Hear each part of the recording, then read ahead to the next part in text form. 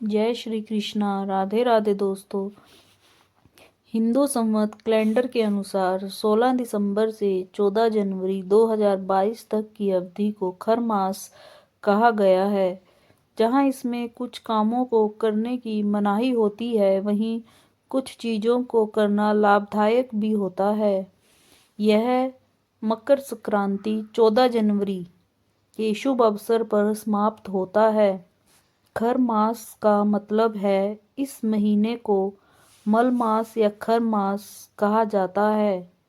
जब सूर्य धनु या मीन राशि में प्रवेश करता है, इस दौरान सूर्य की गति धीमी हो जाती है।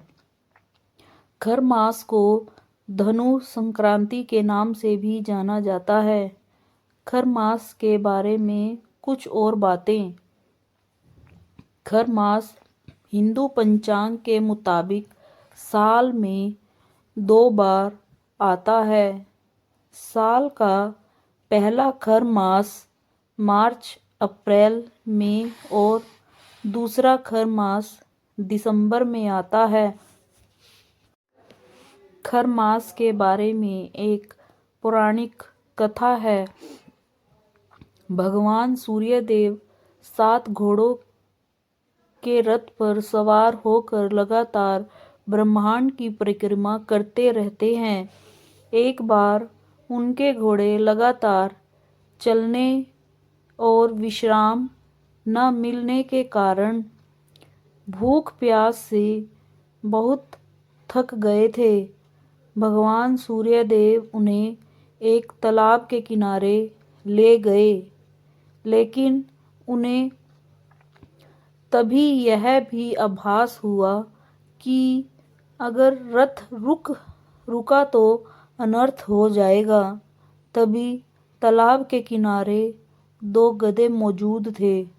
भगवान सूर्यदेव घोड़ों को पानी पीने व विश्राम देने के लिए छोड़ देते हैं और गधों को अपने रथ में जोड़ लेते हैं, जिसके कारण रथ की गति धीमी हो जाती है।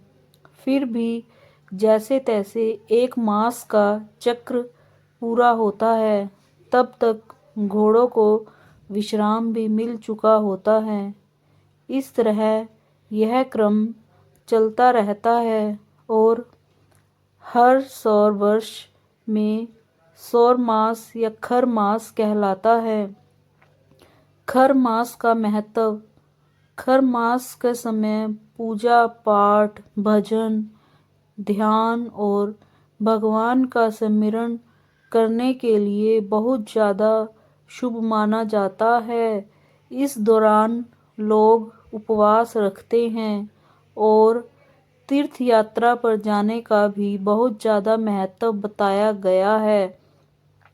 मल मास में वर्जित हैं यह काम। खर मास के दौरान शादी, वधू प्रवेश, नए वाहन की खरीद, नए भवन निर्माण, नया व्यापार, मुंडन, सगाई जैसे शुभ कार्य नहीं किए जाते हैं। इस पूरे महीने तक विवाह, सगाई, गृह प्रवेश जैसे शुभ और मांगलिक कार्य नहीं करना चाहिए। वहीं दूसरी ओर नई चीज़ें जैसे नया घर, नई कार की खरीदारी भी नहीं करनी चाहिए। पहली बार ससुराल गई नव विवाहिता को खर मास के महीने में मायके में जाकर रहना चाहिए। इस दौरान किए गए मांगलिक कार्य का शुभ फल प्राप्त नहीं होता है। जीवन में अशुभ परिणाम आते हैं, जिससे आपके घर में नकारात्मक ऊर्जा का आवास हो सकता है। इसलिए गर्भ में नकारात्मक ऊर्जा का आवास होने से घर में और अशांति बनी रहती है। खर मास में अगर आप नया वाहन खरीदते हैं तो वह भी बहुत ज़्यादा अशुभ माना जाता है। फिर उस वाहन से दुर्घटना होने का योग बना रहता है। इसलिए हमें खर मास में वाहन नहीं खरीदना चाहिए।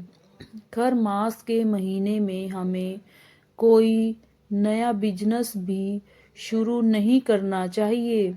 आपको यह बता दें कि खर मास या मल मास में शुरू किया गया कारोबार में आपको तरक्की नहीं मिलती। इसलिए हमें भूल कर भी खर मास में नया कारोबार शुरू नहीं करना चाहिए। हमें खर मास के महीने में सोना, चांदी, किसी भी तरह का कोई भी नग या रत्न नहीं खरीदना चाहिए। वह खरीदना बहुत ज़्यादा अशुभ माना जाता है। खर मास के महीने में हमें तामसिक भोजन करने से भी बचना चाहिए। तामसिक भोजन में जैसे शराब, मांस, मछली आदि और लहसुन प्याज का भी उपयोग नहीं करना चाहिए। यह सब करना बहुत ज़्यादा अशुभ माना जाता है। धन्यवाद। जय श्री कृष्णा। राधे राधे दोस्तों। अगर आपको हमारा वीडियो अच्छा लगा हो तो हमारे चैनल को लाइक एंड सब्सक्राइब कीजिएगा और हमारे चैनल से आपको बहुत अच्छी अच्छी वीडियो जो हैं मिलती रहेगी। धन्यवाद। जय श्री कृष्ण।